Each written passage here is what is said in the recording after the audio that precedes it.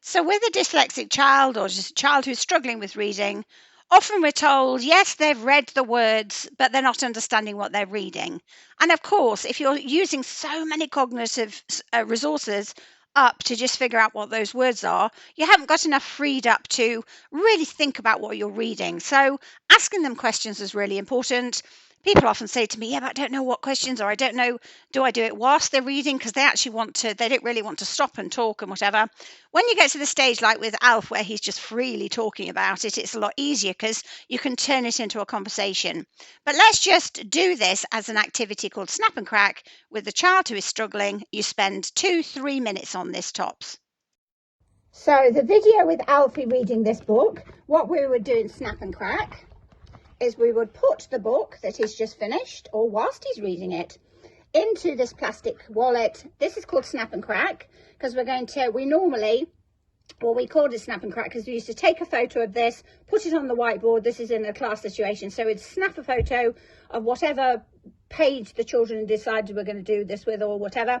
So we snap a photo, put it on the whiteboard, and we're going to crack the comprehension. But here you're working one-to-one, so you don't need to snap it. So we're going to number the lines, not the sentences. Okay, so this exercise is about comprehension. So we could do it in a way that means that when you ask the question, they answer it, they say where it is, and they've got to write the answer. Don't worry about that for now. So what are we going to do? Ask a question. Did he see a cat on the table? Now he can look here, but this is a book that he's reading, so he's read that. So it's not just some random piece of text.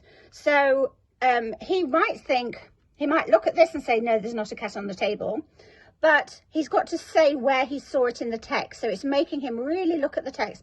So line 2, it's not a cat. I know it's not a cat because it says here, line 2, he saw the mice on the table. So it wasn't a cat, it was mice.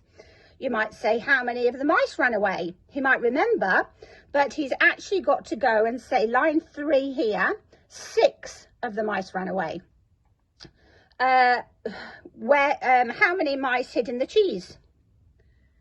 Well, 4 and 5, 1 little mouse hid in the cheese. So it's 4 and 5. So this is it, just one page, number them, ask questions.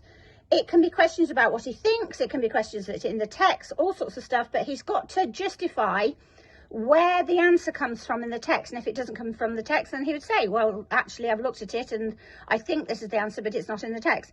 But a really good part of this is that he's then got to ask you questions. So the child asking you questions about this is often far more powerful, actually, than you asking questions about it. So have a go, Snap and Crack, spend a couple of minutes on this, that's it, and let me know how you get on.